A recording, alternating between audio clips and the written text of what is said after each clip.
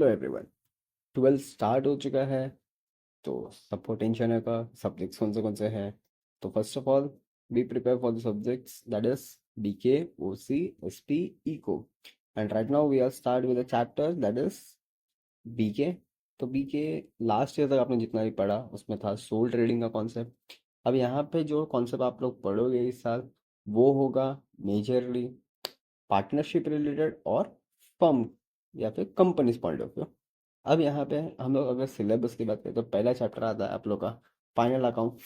हाँ, last year भी हमने फाइनल अकाउंट पढ़ा था बट वो पढ़ा था इसके इस पॉइंट ऑफ व्यू से कि वो सोल ट्रेडर के बारे में, लेकिन यहाँ पे जो पढ़ोगे वो है पार्टनरशिप फर्म के बारे में।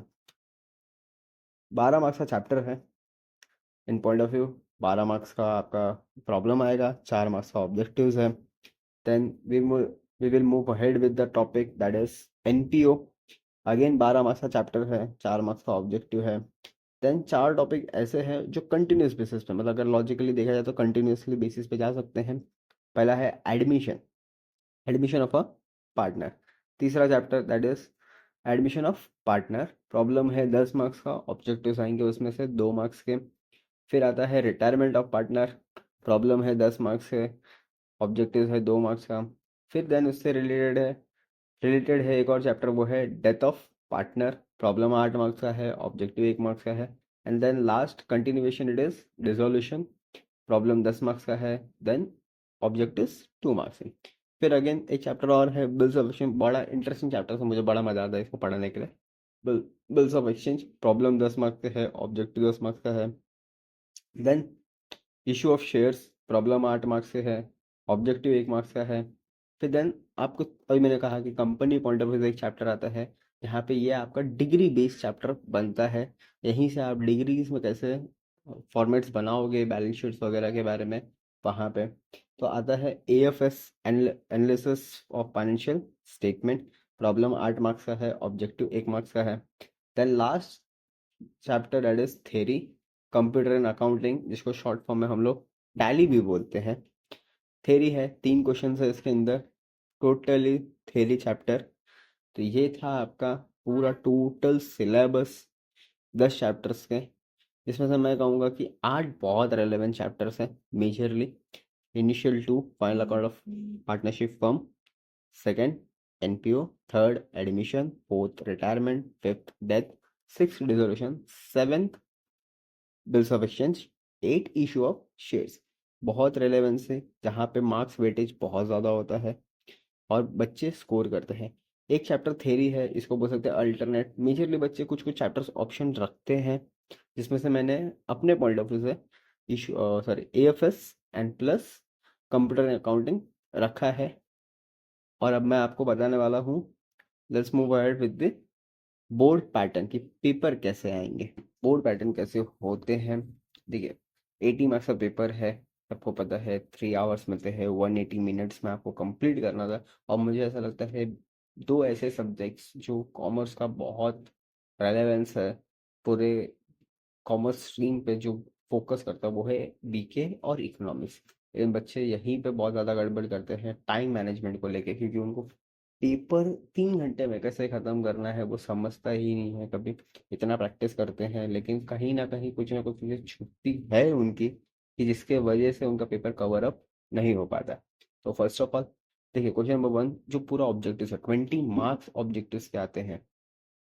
देखो अभी आपके बोर्ड के सामने 10 ऑप्शंस है, कैसे कैसे क्वेश्चंस आते हैं, लेकिन पूछे सिर्फ 4 जाएंगे। पहला है सेलेक्ट द करेक्ट ऑप्शन, एक क्वेश्चन दे दिया है, 4 ऑप्शन दे देंगे, जो सही आंसर है वो आपको लिखना है। वन वर्ड एक टर्म है, जिसको आप एक फ्रेज है उसको आपको एक्सप्लेन करना है इन वन वर्ड। उसके बाद ट्रू और फॉल्स, सही या गलत, एक स्टेटमेंट है जो सही हो सकता है या फिर गलत हो सकता है। उसके बाद आता है आपका find the odd one, 4 options रहेंगे जिसमें से एक ऑड होगा उस कॉन्सेप्चुअल वाइज। उसके बाद complete the sentence, in short filling in the blanks ही है वो भी, लेकिन विदाउट ऑप्शन, डायरेक्ट आंसर लिखना है आपको। फिर है answer in one sentence only, तो सवाल पूछे जाएंगे जिसमें 5 क्वेश्चन है आपके पास, उसका आंसर आपको 1 या 2 लाइन में खत्म करना है। फिर आता है आपका एग्री और डिसएग्री।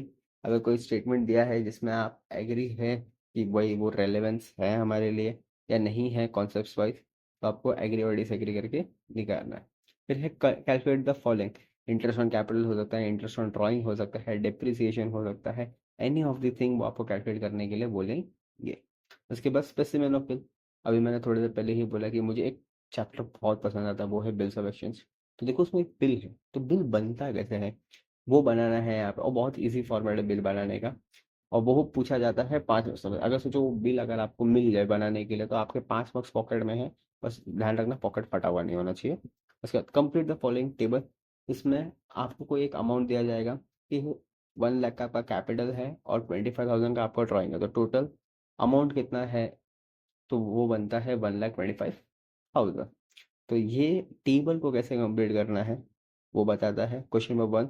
देखो हर क्वेश्चन 5 मार्क्स का वेटेज रखता है, लेकिन 20 मार्क्स के ही ऑब्जेक्टिव है, तो कोई भी 4 पे जाएंगे, तो 5 4 ज़ा 20। अब मैं बोर्ड पैटर्न के हिसाब से बोलूँ कि पेपर 180 मिनट्स का होता है, तो आपको कितने देर में खत्म करना है, आपको 25 मिनट में सॉल्व करने हैं। ऑब्जेक्टिव 25 मिनट्स में सॉल्व होना चाहिए, ये बोर्ड के रूल्स के हिसाब से है। लेकिन आपका बोल सकते हैं बेसिक बहुत स्ट्रांग है थे, बेसिक स्ट्रांग है, प्रॉब्लम सॉल्विंग बहुत अच्छा है, तो आप 15 मिनट में भी खत्म कर सकते हैं। ये 25 मिनट एक स्टैंडर्ड टाइम दिया है बोर्ड ने कि ऑब्जेक्टिव 25 मिनट में वाइंड अप करते हैं। चलिए आ जाते हैं क्वेश्चन नंबर 2 की तरफ। यहाँ पे आपको 2 क्वेश्चन दिए जाएंगे। अब जैसे मैंने एक्सप्लेन किया था, ये 4 टॉपिक रेलेवेंस है और एक दूसरे से कनेक्टेड भी लगते हैं। जैसे एक पार्टनरशिप फर्म है, 2 लोग लगते हैं पार्टनरशिप चलाने के लिए, तो एडमिशन, एक पार्टनर आ रहा है, एडमिट हो रहा है, फिर कुछ टाइम के बाद उसको ऐसा लगेगा कि नहीं मुझे कंटिन्यू नहीं करना, तो वो रिटायर होकर जा भी सकता है। या फिर अगर वो लास्ट अपने मरते दम तक अगर बिजनेस में है तो मर जाएगा, तो बिजनेस से ऑटोमेटिकली बाहर चला जाएगा, तो डेथ हो गया।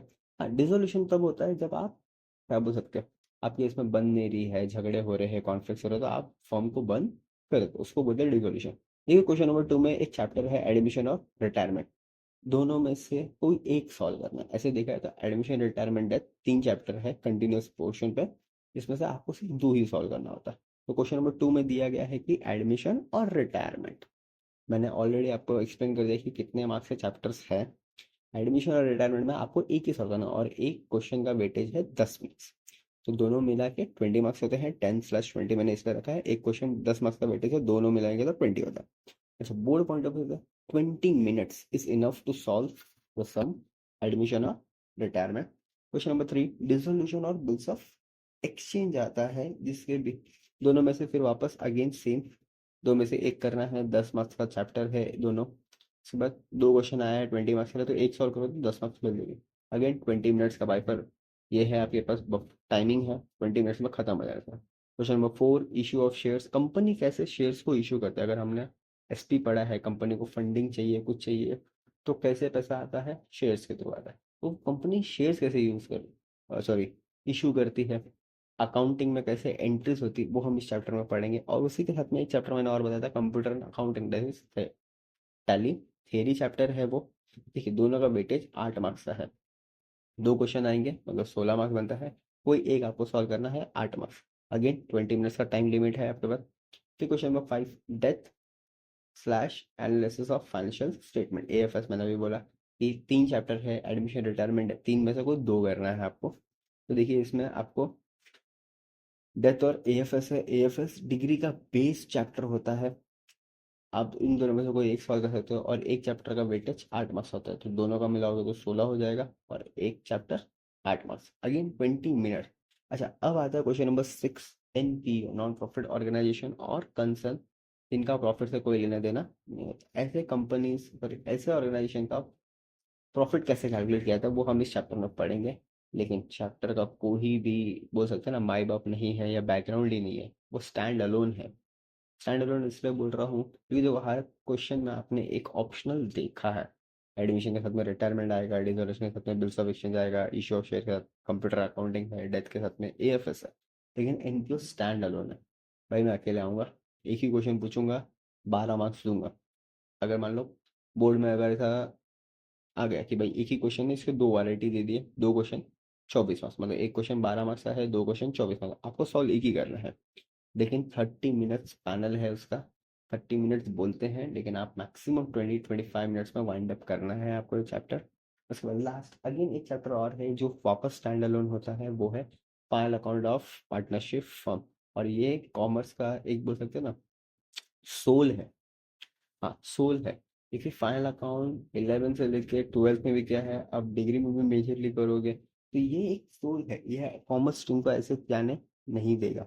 देखो अगेन दो क्वेश्चन पूछे जाएंगे, एक आपको सॉल्व करना है, 12 मार्क्स का चैप्टर है, 24 मार्क्स बनते हैं दोनों मिला के।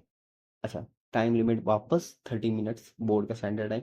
अगर मैं कैलकुलेट करूँ टाइमिंग के हिसाब से 165 मिनट्स होता है। सर 15 मिनट क्या करना है, सोना है क्या? नहीं नहीं नहीं, सोना नहीं है। पेपर के अंदर 15 मिनट आपको वापस रीचेकिंग का मिलता है। आप रीचेक करते हो मैंने डेबिट क्रेडिट लिखा है और balance carried down brought down बरोबर लिया है, उसको अंडरलाइन किया है या हाईलाइट किया है, अमाउंट बरोबर है या नहीं है कैलकुलेशन पॉइंट ऑफ व्यू से, सारे ऑब्जेक्टिव्स मैंने सॉल्व किए हैं या नहीं किए हैं। तो ये तरीका होता है पेपर लिखने का। अच्छा, और मोस्ट रेलेवेंस एक थिंग और मैं बोलना चाहूँगा, पेपर जब आप लिखते हो तो एक सिक्वेंस में लिखो। 30 पेज या 28 पेज का आपको एक पंच मिलता है आंसर शीट का बोर्ड के अंदर। तो आप कभी कभी बच्चे होते हैं क्वेश्चन नंबर 1 एक पेज पे लिखते हैं और उसका ही जो सब पार्ट होता है ABCD वो किसी 10वें पार्ट पर लिखते हैं। तो इसको ना टीचर्स को बहुत मुश्किलें होती थी पेपर साइन करते टाइम पे। तो आपको मेक श्योर करना है कि पहला जो 4 पन्ना है आपके पेजेस होते हैं उसमें क्वेश्चन नंबर 1 सॉल्व करो, क्वेश्चन नंबर, और क्वेश्चन नंबर अगर 7 पहले उठा रहे हो तो ऊपर मेंशन करो question number 7। So that easy for you to solve, that is easy for the teacher to understand and checking the paper। तो ये है 80 मार्क्स का पेपर और मैंने टाइम लिमिट दे दिया है आप लोग को कि भाई पेपर कैसे सॉल्व करना है और कैसे स्कोर करना है। अगर मैं आगे बढ़ूँ चैप्टर में अगर स्टार्ट करूंगा तो मैं पहले बिल्स ऑफ एक्सचेंज को ही स्टार्ट करूंगा। स्टे ट्यून, मिलेगा अगला अगला अपडेट बाद में।